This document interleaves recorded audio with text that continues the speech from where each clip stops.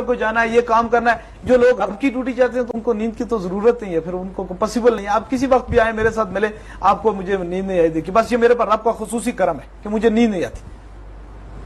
رات کو آپ سوتے نہیں ہیں تو آپ 24 گھنٹوں میں کتنے مریضوں کو دیکھ لیتے ہیں آپ؟ میں 24 گھنٹے کے اندر اگر دربار علی تین آستانے ہیں ہمارے. پہلا جو دربار شریف کا آستانہ ہے، ساتھ ہی دوسرا جو ہے وہ پنڈی کا، اور ساتھ کلر سیدن جو ہے وہ آستانہ ہے. میں تقریباً نارمل رینج میں 3000 سے زائد بندوں کو ایک روز میں چیک کرتا ہوں. 3000 سے زائد.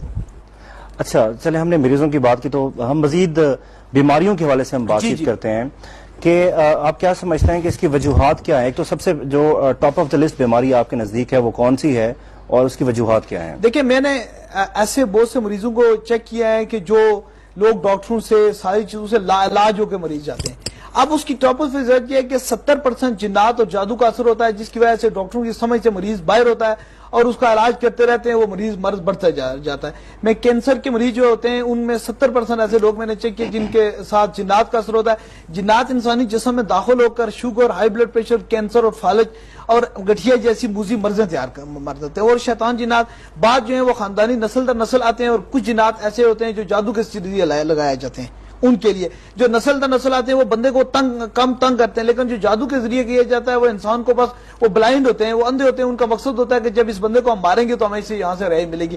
اس لیے بڑی تعداد میں اللہ تعالیٰ کے کرم سے جو کینسر، ہیپیٹائٹس سی، ہائی بلڈ پریشر یا فالج کے مریض ہیں وہ بڑی جلدی اور بڑی تعداد میں انشاءاللہ تعالیٰ رب تعالیٰ نے وہاں سے شفا دی ہے، کیونکہ ان کا ہم کام مکمل طور پہ جانتے ہیں. تو یہ جو بیماریوں کا ہم ذکر کر رہے ہیں اس میں صرف ایک ہی وجہ ہے کہ اس میں جنات اور جادو ہوتا ہے؟ دیکھیں، مثال کے طور پر ایک ہی وجہ نہیں ہو سکتی، میڈیکل پرابلم ہو سکتی ہے، ایک ہی وجہ نہیں ہو سکتی اس کے اندر.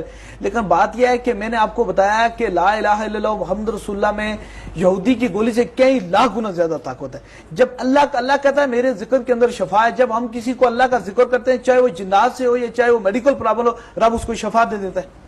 صحیح. آج کل کے پیروں کو دیکھا جاتا ہے کہ وہ نماز بھی نہیں پڑھتے، اللہ تعالیٰ کو یاد نہیں کرتے، قرآن پاک کی تلاوت نہیں کرتے، تو اس حوالے سے کیا کہیں گے؟ دیکھیں، بات یہ ہے کہ پیری اب پیشہ ہو گئے.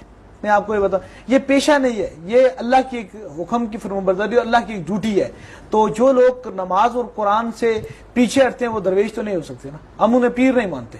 جو دنیا کی محفل میں مثال کا تو دو چیزوں کو ہم کبھی پیر نہیں مانتے. سب سے پہلی چیز یہ ہے کہ وہ کہتے ہیں کھانے کے دانت اور دکھانے کے اور. یہ لوگ جو جس صورت